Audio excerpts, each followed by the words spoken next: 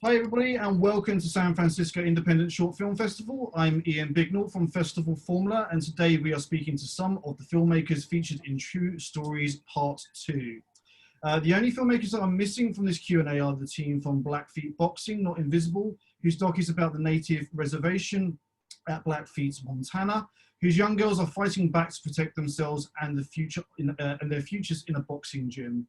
This is a fantastic watch and highlights the community spirit needed to fight back against injustice. So the filmmakers are here in spirit with us right now, even though they're not here. So welcome one and all. I'm going to get you to each introduce yourself very, very briefly and what relationship you have to the film. So Rhonda, start with you.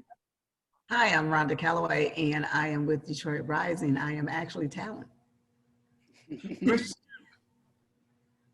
My name is Chris. I'm the director of The Undocumented Lawyer. Awesome. And Cassidy? My name is Cassidy Friedman. I am the director of Detroit Rising, and I'm here also speaking for Kara Bolton, the producer. Awesome. And Emily? Hi, I'm Emily. I am the director of Rainbow Rodeo and the director of photography. Awesome. And Diane? I'm Diane Tuft, and I am the producer director of Coastal Requiem. Awesome. Right. So let's start off with a really simple question for all of you. What's your drink of choice when watching films? We'll start with a nice, interesting. It can be alcoholic. It can be soft. It can be hot. It can be cold. For me, it's a gin and tonic. It goes back to my British roots, yeah. Oh, cheers. Cassidy, do you have a drink of choice? Yeah, I'm kind of a one-trick pony. I like a really dry cider, and I'm like single-handedly keeping this one company in California in business. I can go through those things, man. It's like I go through movies. Rhonda, do you have a drink of choice? Plain old Coca-Cola. A classic is a classic. Emily? I'm in grad school right now, so I drink a lot of beer. So probably Modelo. Yeah. Nice, nice. And Diane? Cheap, yeah. A nice glass of red wine. It's a classic. It's a classic. So I've got a couple of questions each for all of you. And I'm going to start off with Diane, with Global Requiem. So the one thing I took away from... Coastal Requiem. Sorry, Coastal Requiem. The one thing I took away from your film is the loss of tradition with some of the groups that you highlighted in your film, and that have existed for hundreds of years in some cases. Do you think they are the forgotten voices in climate change with the story that you're trying to change? Well, I think tradition is probably the least of it.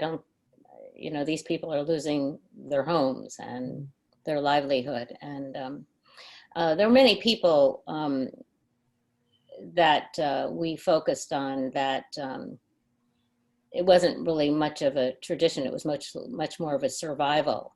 Mm. The people in Bangladesh were basically just holding on to whatever they could just in order to eat or drink water. So I don't think the film really is not really focusing on tradition. You might have seen people in platform huts, but that exists everywhere in the world, and that's just their home.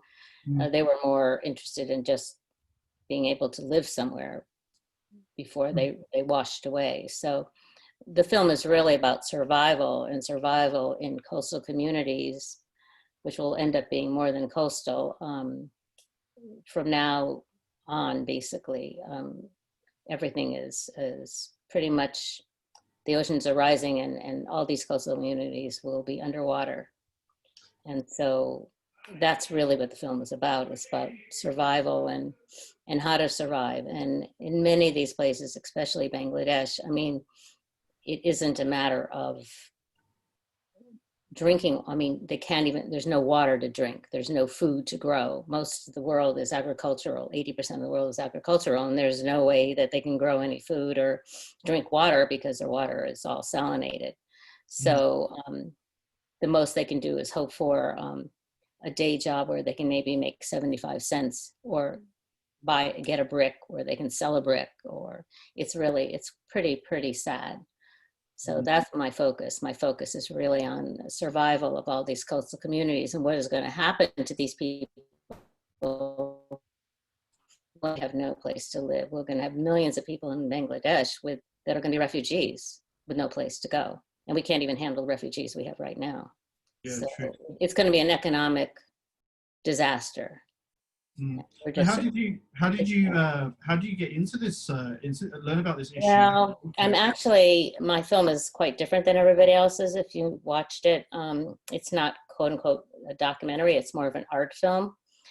Because I'm an artist, so I'm a photographer. So all the shots were my photographs, and so in order to communicate through photography, I felt that I should do some short film, which could maybe reach more people, because my photographs are really just in galleries and museums, so I can't really reach as many people. So for me, it was really important to get the word out in a very short film. And the reason it's only 3 minutes, it was supposed to be an Earth Day 50th anniversary was this year, but it didn't happen. So they have a 3-minute limit. And this year I was actually going to go back to some of the places and refilm and make it 10 minutes, but that didn't really happen. So it's 3 minutes, and hopefully it kind of, went to the point and delved deep enough into the issue that people will now pay some attention to it. Yeah, because I don't think people are really speaking about this enough. They look at the water levels rising, but then not really putting one and one together and working out that actually a lot of communities live right by the coast. So Right. it's And for me, it was very important to do it worldwide, because if you actually look up any of these communities, there are documentaries on each of them. But for me, it was important to talk about the Florida Keys as well as Bangladesh. Here it is, right in our backyard. We're not paying attention. Chesapeake Bay. There's many coastal communities in the United States that are facing the same issue, as well as Marshall Islands and Kiribati and Bangladesh. So I was trying to focus on a worldwide situation, because we are a world and everything we do is worldwide. Our climate, there's no borders. Yeah, I mean that moment with the guy was at Chesapeake Bay, and he was like, "I used to play ball here, and it's just water." Right. It's quite sad. I mean, because people are losing their memories as well as the water starts to erode into where they lived and were brought up. So it's quite sad. Are there any charities you want to recommend that are involved with this, or? Well, I'm pretty involved with the Nature Conservancy and NRDC. There are legal representation for climate, any climate issues or any issues that have to do with global warming. The NRDC is there. They're lawyers. They litigate. They try to get things through politicians, and the only way to get anything done is through politicians. And we'll see what happens soon. Hopefully, something will happen, and that we're not going to ignore it. And it goes with all the fires that are happening in California. Our climate is really changing. And one of the things I've noticed because of COVID is somehow plastics are now allowed everywhere because it's COVID. And, you don't really need to have plastics. We can have paper. We can wash our dishes in a dishwasher. But somehow all those plastic bags are back. And, it's a disaster. It's really a disaster. Oh, hopefully the awareness can get spread out there and people can start looking at their footprint and making sure that they're making a difference. Well, thank you for your film. I'm sure it's going to be spreading the word amongst many people that watch it at the festival. Emily, on to Rainbow Rodeo. So this is a very interesting view of the LGBT community that I wasn't expecting to see. How did you find out about the gay rodeo? It's a very sort of niche corner of the market. Yeah, this was a film I created in my undergrad, and I was going to the University of Nevada, Reno in the journalism program. And the gay rodeo started in Reno. And Reno is kind of a big rodeo center for the West, but the gay rodeo was something we didn't know about until we started kind of researching more into the history of rodeos in Reno. And yeah, so we had found out about it, and then we started contacting people who had participated. And one of the interesting things about it was that even though it had started in Reno, it after the AIDS crisis, it was done, and it was largely because of financial issues, and then also the AIDS crisis, and it never came back to Reno, but it's become sort of this international event, but it essentially started in Reno, and it started as a charity event. So yeah. Oh, cool. I was quite struck by the people that you were interviewing, because they were mentioning things like, you know, saying that this was anti-Christian, this was anti-American. It's this kind of like going against this idea that they almost had like ownership of rodeo, and actually the gay community wasn't allowed to have access to this. I was really struck when I was listening to the people that you were interviewing about how they became a community, and also looking back at it now, they're really important people, because they actually stood against people that were pushing them around and saying, no, we want to be having our own community, and that it's not your place to tell me what I can and can't do. I kind of got the impression that they're so humble. Is that something that you got from that? Like, they don't realize actually how important they were back then for standing for something that they believed in and being a real pillar of the community. Yeah, definitely. I think they kind of expected us to be making it, have the rodeo be the subject, be the main subject, but I think they didn't realize that they were the story, and they were the ones that were, and their voices were so important for us. And yeah, I definitely noticed quite a few of them were very humble, and they were just kind of like, oh yeah, I went through this. It was just something that happened to me. It's not that big a deal. It just sounds like it's just like this really, like, the way they describe it is almost like just a small thing that happens to them. But the fact is, it's quite a bombastic like community. It's like vibrant. It's exciting. Yeah. Like I was like, my God, I'm a fly on the wall, but I want to actually be. I'm not gay myself, but I just want to be around these people. They're just nice people, and it's just they really, really came across well in your documentary that these are just genuine nice people, still genuine nice people, proving a lot of stigma wrong. It's really, really good. Yeah. And again, is there any groups that you want to highlight that you were involved with the film, or is there, or in terms of like, is there a rodeo that you want to shout about that's still going? It's the International Gay Rodeo Association is still going on, and the present day rodeo footage that was from Las Vegas, Nevada. So we had gone there, and they were really great. Wade Earp and John Beck they're still rodeo athletes that are still participating. And then some of our other interviews were people that were involved in the original gay rodeo, which was interesting because so many of their friends and their family members had passed from the AIDS crisis.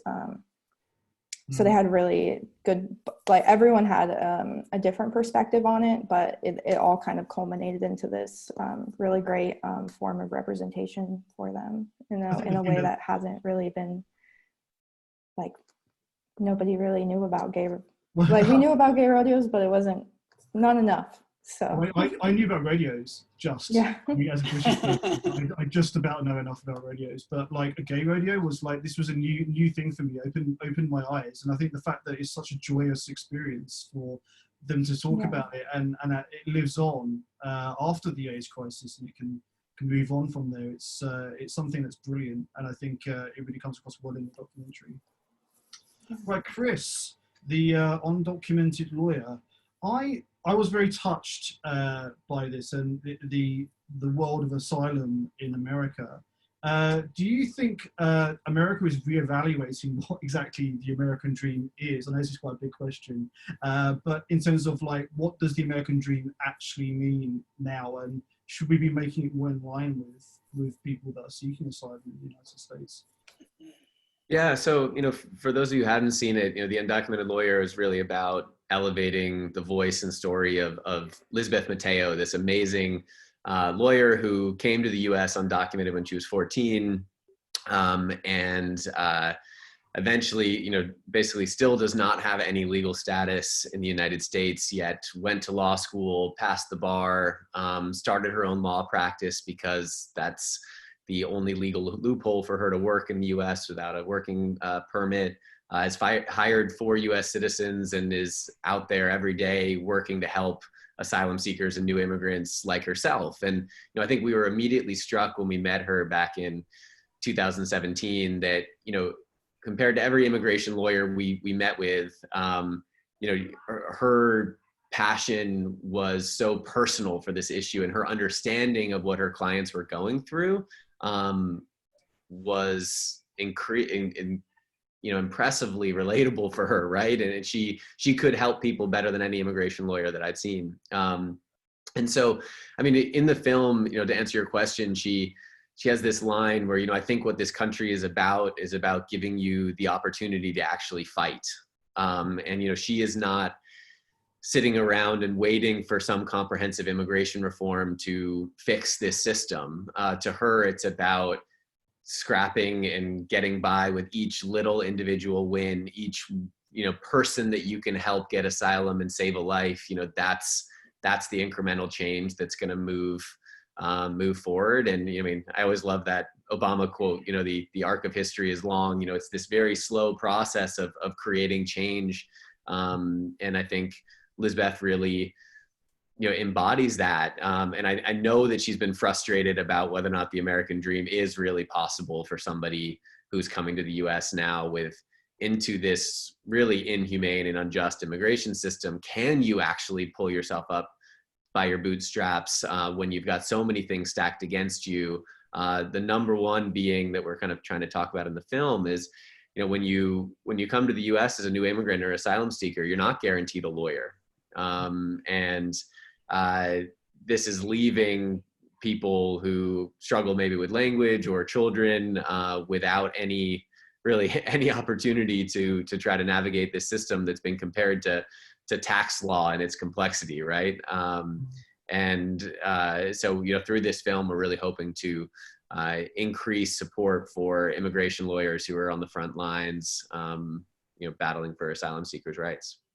Yeah, definitely. I was also really shocked by the hatred that she received online. I mean, that was something that I was really quite shocked by, and it makes you think, like, where does this start? Where's the problem? Is it a government problem? Is it the laws that they put in place that's causing this hatred? Is it the media that's screwing this, tightening the screw, shall we say, in terms of the way that we view immigration?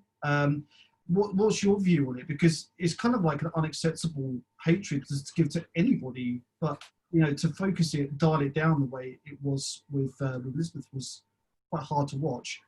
Yeah, so what you're referring to, for those who maybe haven't seen the film yet, Lisbeth was appointed to an unpaid government advisory council, kind of advising how financial aid would be potentially given to people in California who are undocumented, an unpaid volunteered position. And it, of course, became this big political moment around, undocumented California appointing, somebody, undocumented person to a position in government. Where's the limit? Where does this go? And she was receiving death threats. She got thousands of calls reporting to her to ICE for deportation.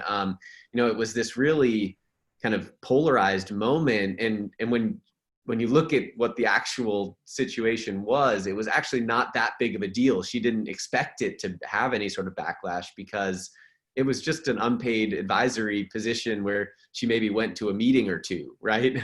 And then it became this giant kind of politicized talking point. And I think that's what you see with an issue like immigration. You've got such polarization that the only thing that's being talked about are really simple narratives that don't capture the complexity of what is a giant and complicated system. When you look at, talking about Diane's film, we're going to see of climate refugees and migration over the next 50 years is going to be an extremely complex and constantly changing challenge.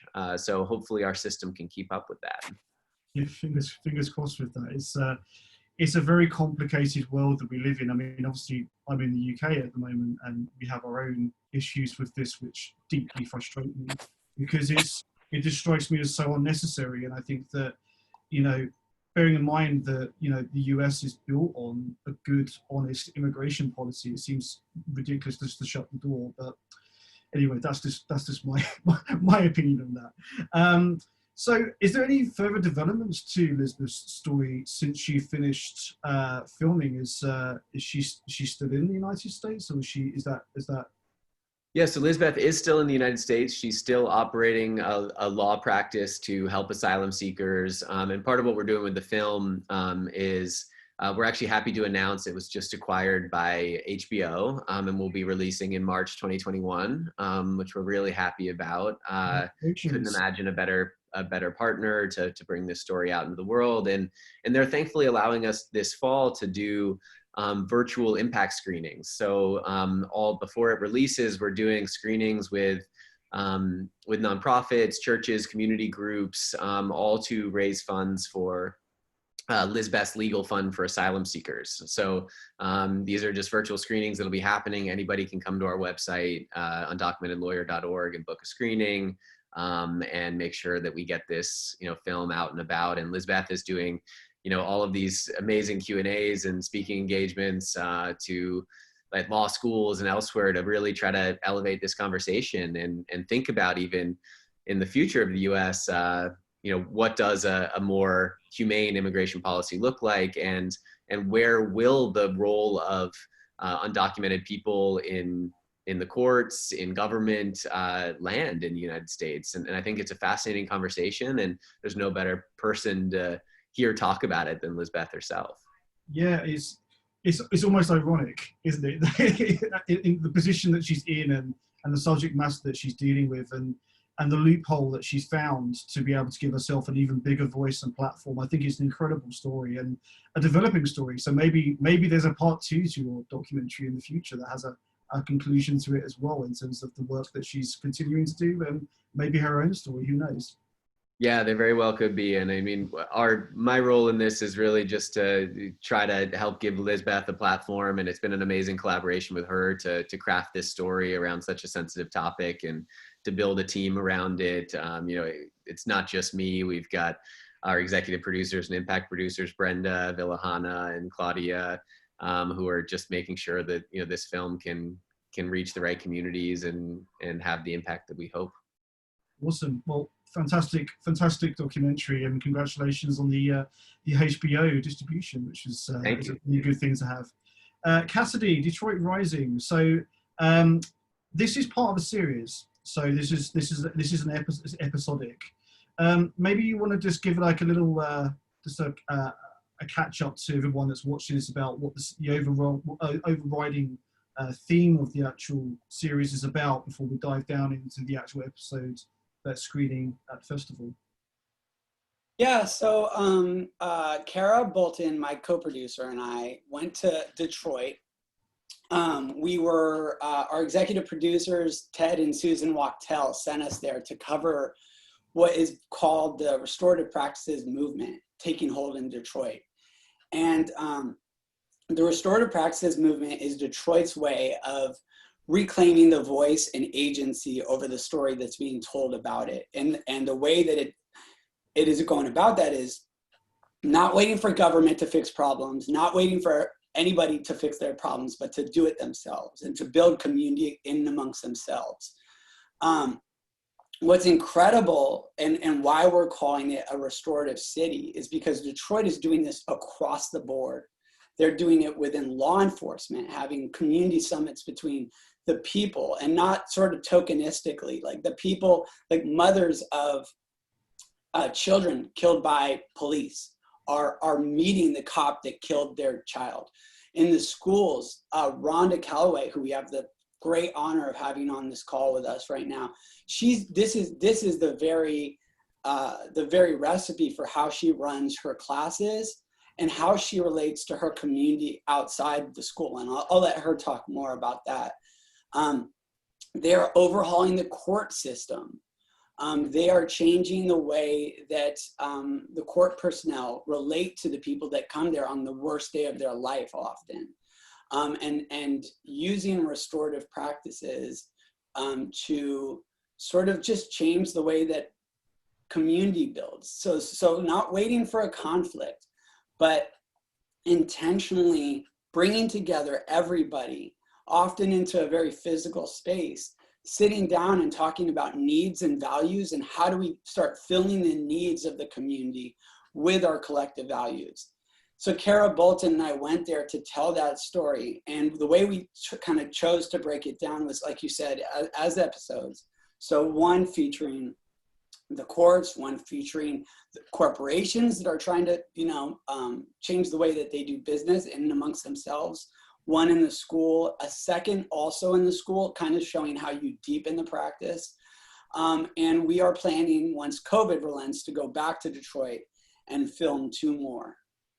Oh, so that's kind of the short. And we really want this to be, we feel like it is sort of relevant and important enough for a mainstream audience, but it's also sort of advanced enough so that somebody who's trying to figure out how to do what Rhonda is doing in her classroom anywhere at a school, in a classroom anywhere in the country, could learn from Rhonda and apply that blueprint to their own classroom.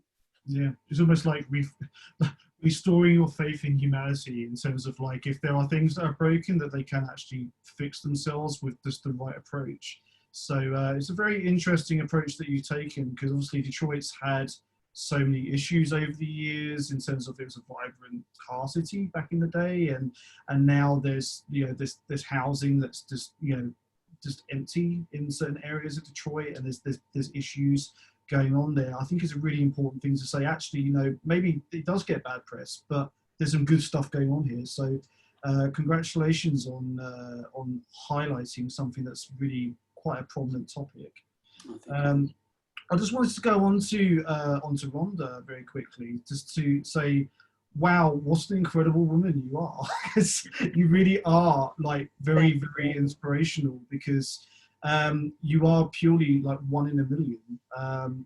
So I was watching it, and I was watching the way that you approach the students and the kids that you look after, and you are a teacher and also like a counselor, I guess, as well, when needed.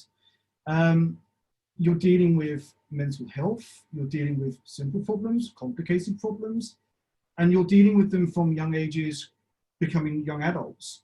It must be one of the most rewarding jobs to watch children blossom before your very eyes and know that actually you're helping that. Absolutely. Just really, really honored that God gave me the gift of teaching, because we really, truly do change lives. And by changing those lives, you started to, you look, how can we help children grow in the best way that they can possibly grow? And that starts with the, as you stated, Detroit gets a bad rap about the violence and those things, but how can we overcome that? And, they say that children shall lead them. And what better way than to innate them, once you teach them the skills of how to deal and how to cope with everyday problems without having the violence, without having the angst about not being able to be approached. And you give them the skills, and they will take that out there to their communities, to their homes, to their friends.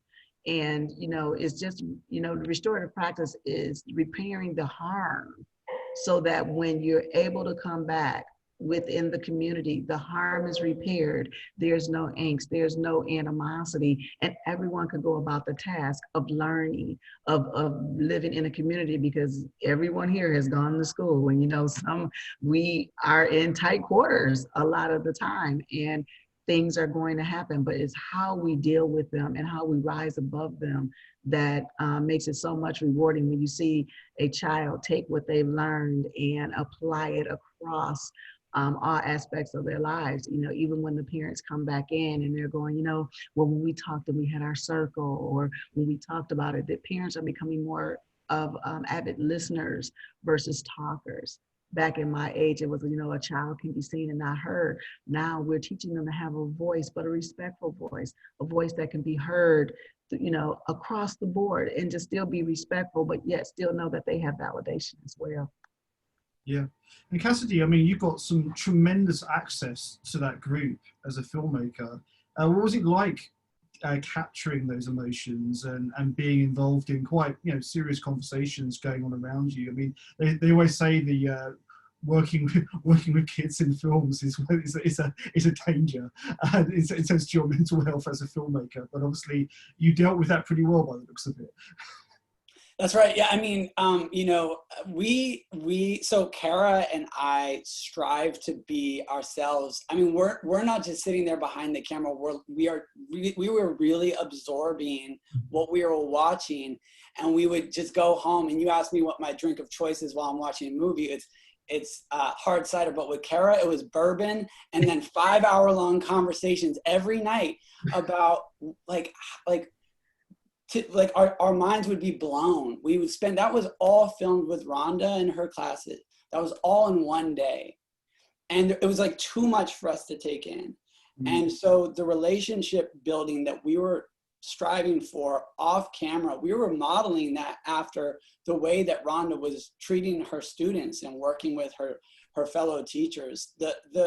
I think that relationship building, I don't know if the other filmmakers feel like this too. For me, relationship building is the number one thing that matters in everything that I do. I mean, the quality of the storytelling, the access, the people's willingness to open up on camera, people feeling willing to make themselves feel vulnerable depends on you meeting them somewhere in the middle of the road. And so with Rhonda, Kara had already built a relationship with her by the time I got there. They when they saw each other, they ran into each other's arms and just cuddled in plain view of the entire student body. And Rhonda is that type of person too, who 5 minutes later, I'm hugging. This is pre-COVID.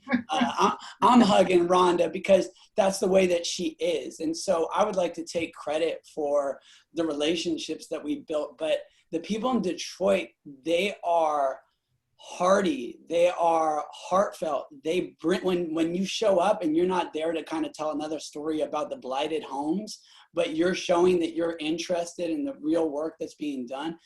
That was true with the adults. It was also true with students like Blaze and Nyla. I mean, Blaze is tired of being described as a young Black man and a at-risk youth and all these things. So when we showed up and we talked to him and we saw that he was all the things that he is, which is this exceptional young man who I think is going to be president someday, then he was like, oh, well, if you're here for the real story, let's do that. And I think for Nyla, 100% of the reason that she felt so comfortable on camera was not us.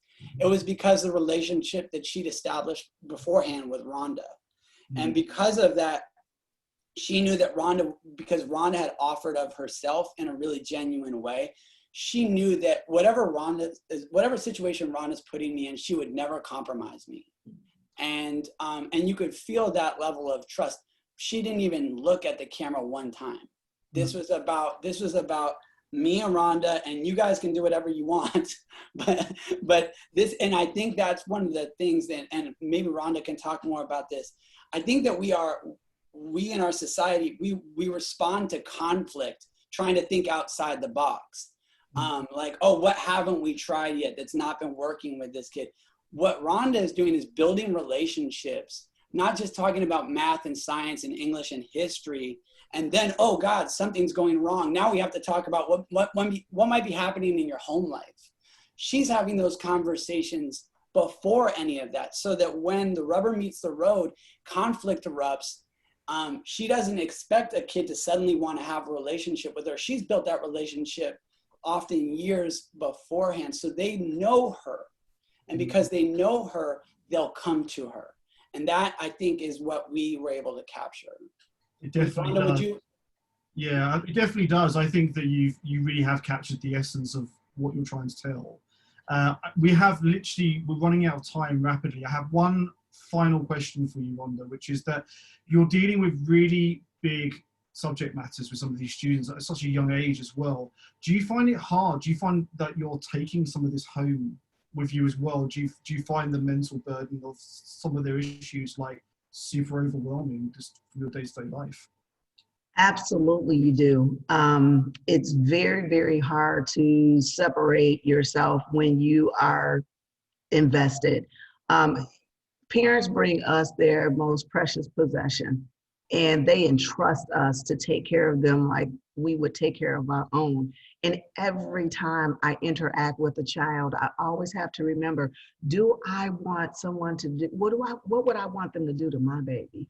And you have to build that relationship in order to have those courageous conversations. You have to let them know that you are here for them no matter what, no matter how bad it is. There's nothing that we cannot overcome. You know, we're dealing with preteens a lot of times, and you know that delicate age where anything can make them snap, but we have to get them and to know that there's someone there for them, no matter how bad it is, no matter how gruesome it may be. Someone is here for you, and harming yourself, hurting someone else, just shutting in. And that's the hardest thing, is to get someone to open up. You know, our emotions can be raw sometimes. And as you saw in the film, sometimes I just have to be me, and we live in that moment, and that moment is sacred between that child and yourself. And that doesn't come overnight. You know, we have these children from kindergarten basically to 8th grade, and we deal with families. And you become a part of their family, and you go to their recitals after school, or you go to their game after school, and you embrace it. I'm such an honorary aunt and mom and sister and cousin to so many families, and it's just really genuine in what we have here in Detroit. I think that's just across the city. You know, we become family. We are family, and there's nothing that we can't conquer together. So if we have a problem, family come together, we figure it out. And that's what we start. And you start with the children. Once you start there and they have that embedded in them and it becomes innate, we can have that by the time they're adults. I think we need more Rondas in the world, because Yes. it's much nicer. I didn't cry today. We have run out of time. Unfortunately, I'd love to ask you guys so many more questions, but we have run out of time. So it's been a pleasure speaking to you all, and I wish you all a great festival. Thank you to the audience for watching, and we do hope that you tune in to what else the festival has to offer over the next few weeks. Thank you so much. Thank you for having me, Anna. Thank you. Thank you Very much.